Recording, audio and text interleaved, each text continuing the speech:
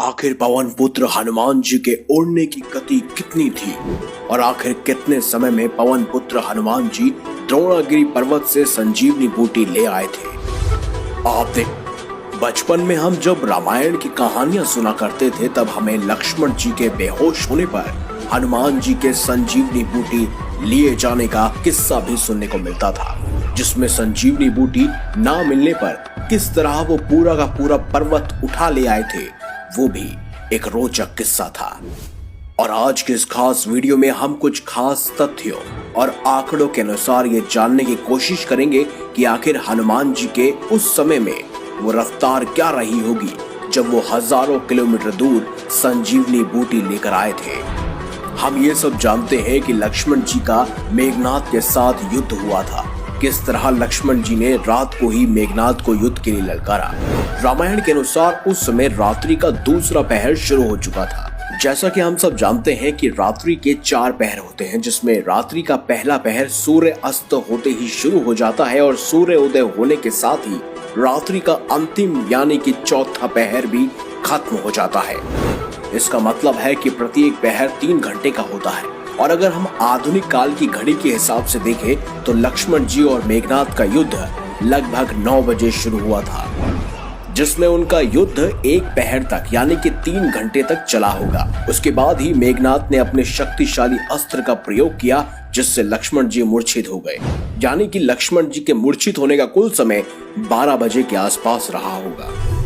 लक्ष्मण जी के मूर्छित होने से लेकर विभीषण द्वारा सुषेण वैद्य को लाने के लिए जब कहा गया, तब उस समय कुल मिलाकर 1 घंटे का समय तो यूं ही निकल गया होगा, जिसमें आधे घंटे तो हनुमान जी ने भी श्री राम को संतावना दी होगी।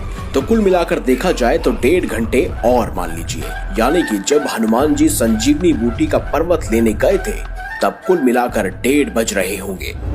वही हनुमान जी संजीवनी बूटी का पर्वत 5 बजे से पहले यानी सूर्य उदय से पहले ही ले आए थे। यानी कि मात्र 3.5 घंटे के अंदर ही हनुमान जी लंका से संजीवनी बूटी लेने द्रोणागिरी पर्वत और फिर द्रोणागिरी पर्वत से वापस लंका आए थे। वहीं इसी 3.5 घंटे के बीच में ही उन्हें कालनेमी राक्षस और साथ ही भरत भी मिले थे। जहां एक तरफा कालनेमी राक्षस ने उनका कुछ समय बर्बाद किया, वहीं जब हनुमान जी द्रोणागिरी पर्वत लेकर वापस आ रहे थे तब भरत जी का तीर लगने के कारण हनुमान जी मूर्छित हो गए थे।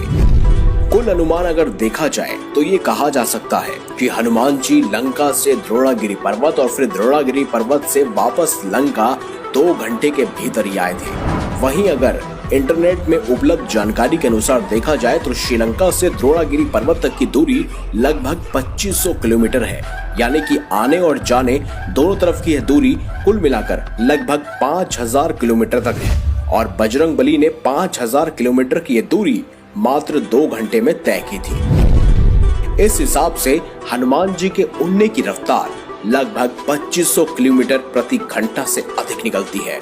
और अगर इसकी तुलना ध्वनि की रफ्तार से की जाए तो इसकी तुलना में हनुमान जी की गति लगभग 2 गुना ज्यादा बैठती है।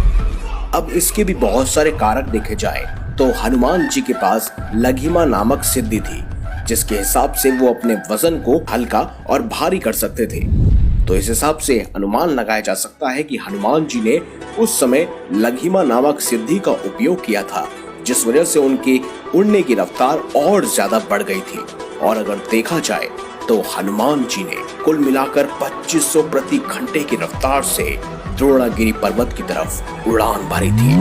अगर आपको इससे पहले ये जानकारी मालूम नहीं थी तो कमेंट बॉक्स में अपनी राय अवश्य दें। जय श्री राम, जय श्री बजरंगबली अवश्य लिखें।